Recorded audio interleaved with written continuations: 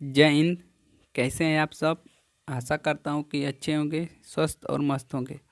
तो देखिए, आज के इस सेशन में हम भौतिक विज्ञान के कुछ अति महत्वपूर्ण को पढ़ने वाले हैं, जो आने वाले एग्जाम के लिए बहुत ही लाभदायक होगा। तो वीडियो के अंत तक बने रहिएगा ताकि आपको अच्छे से समझ में आ जाए। चलिए वीडियो को बिना देर किए स्टार्ट करते हैं। पहला प्रश्न है, कार्य की इकाई है।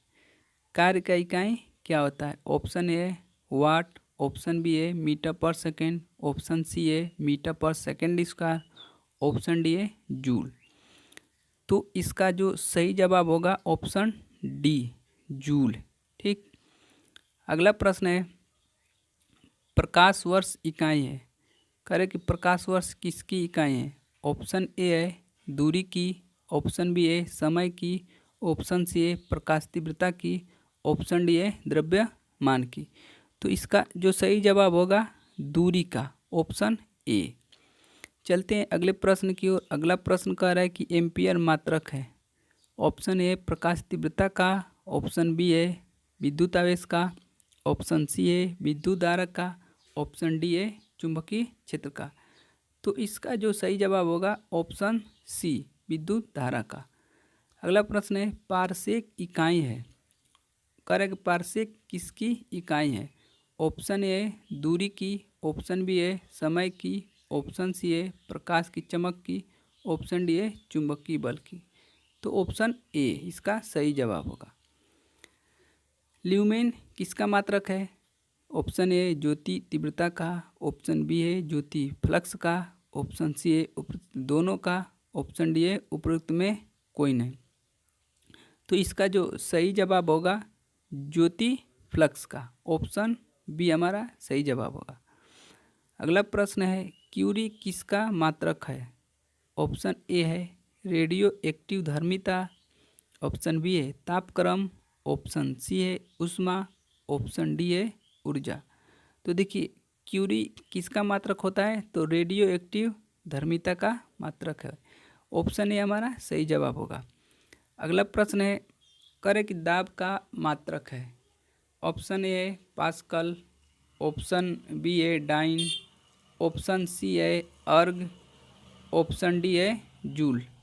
तो इसका जो सही जवाब होगा ऑप्शन ए, पास्कल।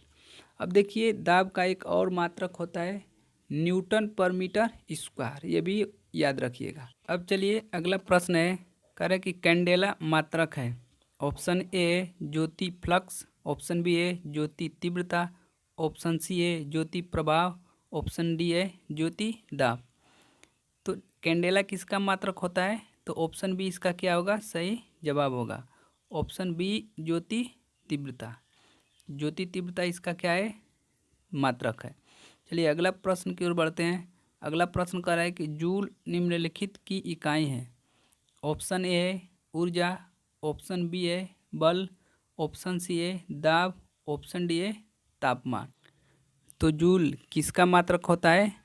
तो ऊर्जा का क्या है? यह एक मात्रक है। ऑप्शन ए हमारा सही जवाब होगा। चलिए अगले प्रश्न की ओर चलते हैं। अगला प्रश्न है, खाद्य ऊर्जा को हम किस इकाई में मापते हैं?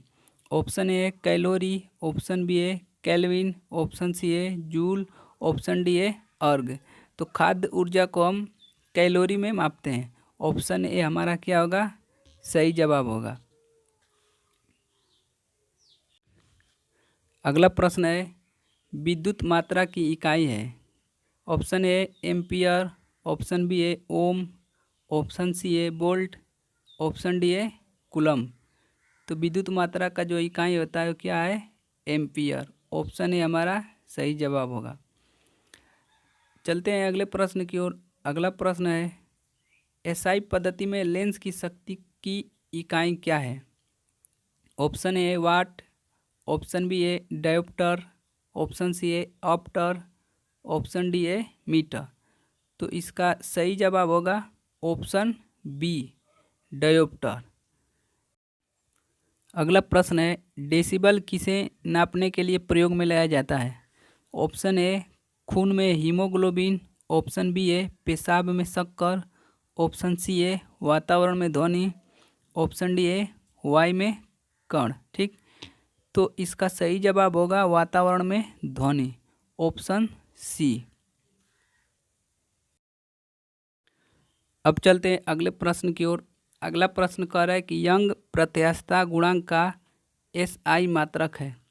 कह रहा है कि option A dyne per cm, option B a newton per metre, option C a newton per metre square, option D है मीटर पर सेकेंड।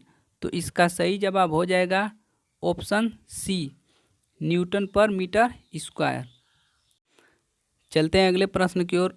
अगला प्रश्न कह रहा है निम्नलिखित में से कौन एक सदिश राशि नहीं है। तो ऑप्शन ए संवेग, ऑप्शन बी है वेग, ऑप्शन सी है कोणीय वेग, ऑप्शन डी है द्रव्यमान। तो देखिए संवेग, वेग और कोणीय वेग ये तीनों क्या है, सदिश राशियां हैं। और ऑप्शन डी द्रव्यमान ये क्या है, अदिश राशि। तो हमारा सही जवाब होगा डी। अगला प्रश्न है निम्न में अदिश राशि है। ऑप्शन ए ऊर्जा, ऑप्शन बी है बल्लागुण, ऑप्शन सी है संवेग, ऑप्शन डी है ये सभी। तो अदिश राशि इस बार पहचानना है। तो ऑप्शन ए क्या है, ऊर्जा अदिश राशि है। ठीक, तो सही जवाब होगा ऑप्शन ए। अब चलते हैं अगले प्रश्न की ओर। कह रहा है कि निम्न में से कौन सी राशि सदिश नहीं है। ऑप्शन ए विस्थापन, ऑप्शन बी है वेग, ऑप्शन सी है बल, ऑप्शन डी है आयतन। तो सदिश राशि नहीं है, इसको पहचानना है। तो आयतन हमारा क्या है, सदिश राशि नहीं है, यह एक अदिश राशि है। तो ऑप्शन बी हमारा क्या होगा, सही जवाब होगा।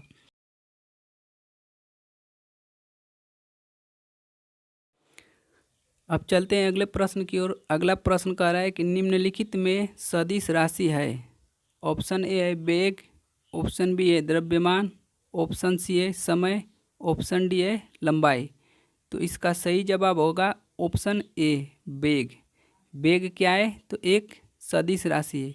द्रव्यमान, समय, लंबाई ये क्या है, अदिश राशि। तो ऑप्शन ए हमारा सही जवाब होगा। अब चलते हैं अगले प्रश्न की ओर। अगला प्रश्न कह रहा है कि शून्य में स्वतंत्र रूप से गिरने वाली वस्तु की क्या होता है। ठीक, ऑप्शन ए समान गति होती है, ऑप्शन बी है समान वेग होता है, ऑप्शन सी है समान त्वरण होता है, ऑप्शन डी है समान बल होता है।